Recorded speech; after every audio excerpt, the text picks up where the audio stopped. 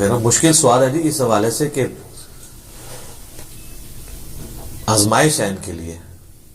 اس زمانے میں caring wife ملنا اور سپورٹیو وائف ملنا یہ قسمت والوں کا حصہ ہے. السلام علیکم ورحمۃ اللہ وبرکاتہ.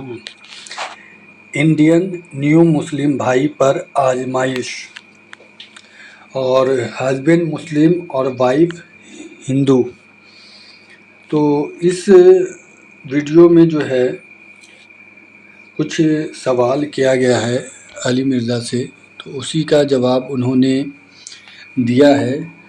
اور انہوں نے یہ پوچھا تھا بھائی نے کہ لیکن میری بیوی ہندو ہے، اس پر میں کیا کروں؟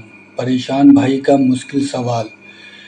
تو جو بھی ہے اس چیز کے بارے میں علی مرزا نے بتایا ہے کہ کوئی بھی ایک دن میں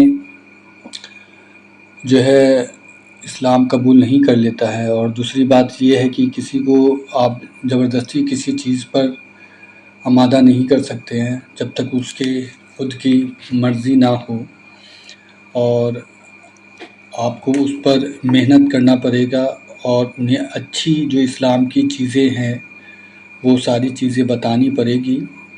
اور اللہ ہدایت دے کہ اللہ ان دونوں کا معاملہ آسان کرے. آمین ثم آمین.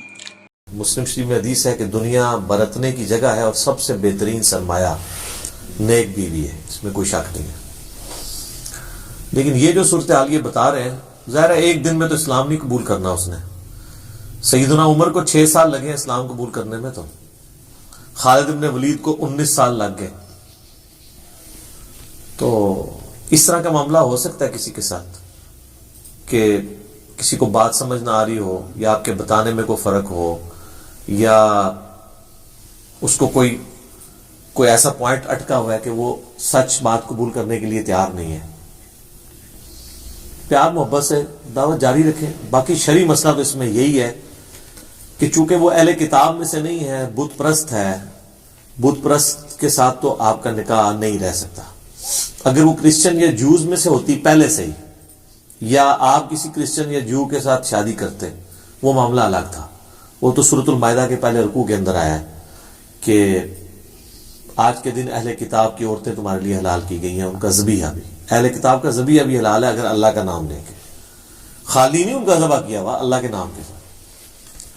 بخاری میں عبداللہ بن عمر کے بارے میں ملتا ہے، ان کا ایک تفرد ہے کہ وہ یہ کہتے تھے کہ میں اس سے بڑا کوئی شرک نہیں سمجھتا کہ کوئی عیسیٰ ابن مریم کو اللہ کا بیٹا کہے.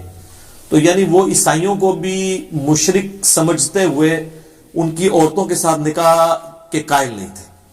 لیکن یہ ان کا تفرد ہے، امت نہیں اس بات کو مانتی، نہ صحابہ کا اس معاملہ. کیونکہ جب شرک ہو رہا تھا تو سورۃ المائدہ کے اندر اللہ تبارک و تعالیٰ یہ ڈفرنس بتا دیتا نا کہ جو مشرک عیسائی ہیں یا مشرک اہل کتاب ہیں ان کا معاملہ ڈفرینٹ، اور خالی جو اہل کتاب ہے ڈفرینٹ ہے. اللہ تعالیٰ نے اس کو مینشن نہیں کیا. اللہ جبکہ ان کے کفر کا بار بار ذکر کر رہا تھا، لقد کفر الذین قالوا ان اللہ هو المسیح ابن مریم، اور لقد کفر الذین قالوا ان اللہ ثالث ثلاثہ، وہ خود بتا رہا تھا. تو اس طرح نہیں. تو ابھی یہ ہندوازم ہے یا کوئی ایتھیسٹ ہے یا بدھسٹ ہے، یعنی جیوز اور کرسچن کے علاوہ یا آسمانی ان مذاہب کے علاوہ اگر کوئی شخص کسی بھی ریلیجن سے تعلق رکھتا ہے تو ایسی عورت مسلمان مرد کے ساتھ نہیں رہ سکتی. اور یہ عورت مرد کا معاملہ ہے. اگر مرد کرسچن ہے یا جیوز میں سے ہے تو اس کے ساتھ مسلمان عورت کا نکاح بھی نہیں ہو سکتا، اس کے ساتھ نہیں ہو سکتا. صرف اہل کتاب کی عورتیں مسلمان مردوں کے لیے حلال ہیں. تو اس کیس میں ان کو پہلا سٹیپ تو یہ ہے کہ فوراً علیحدگی اختیار کریں.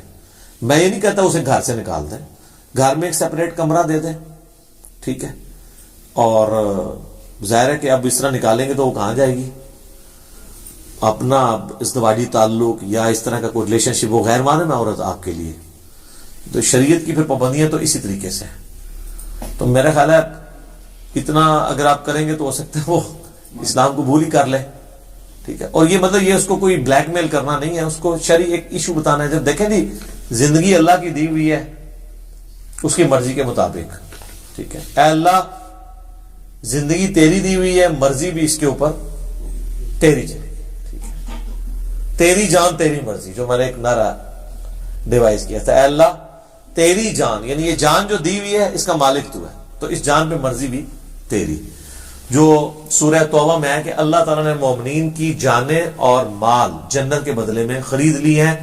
ایسی بیعت کے اوپر، ایسی تجارت کے اوپر مسلمانوں کو چاہیے خوشیاں منائیں. تو اب یہ آزمائشیں تو آئیں گی. اس سے بڑی آزمائش آ سکتی ہے کہ کسی کی بیوی مر جائے، بچے مر جائیں، کچھ بھی آ سکتا ہے. اللہ تعالیٰ تو اپنے معاملات میں جی بے نیاز ہے، اس کے اوپر کسی کا زور نہیں چلتا. تو اس لیے اس میں تو شرعی مسئلہ یہی ہے کہ ان کو اس عورت سے علیحدگی اختیار کرنی ہوگی، اور جب تک وہ اسلام نہیں قبول کرتی، اور جب وہ اسلام قبول کرے گی تو پھر تجدید نکاح ظاہر کرنا ہوگا دوبارہ سے. اس وقت تک یہ میاں بیوی کا ان کا ریلیشن شپ ہے ہی نہیں ہے. وہ عورت کافرہ ہے، تو وہ اہل کتاب میں سے اگر کافرہ ہوتی تو پھر معاملہ ڈیفرنٹ تھا. تو یہ تو چونکہ مشرک ہے، بت پرست ہے، آسمانی ریلیجن کی ماننے والی نہیں ہے، لہٰذا اس کے اوپر حکم بالکل ڈیفرنٹ لگے گا. ٹھیک ہو گیا جی.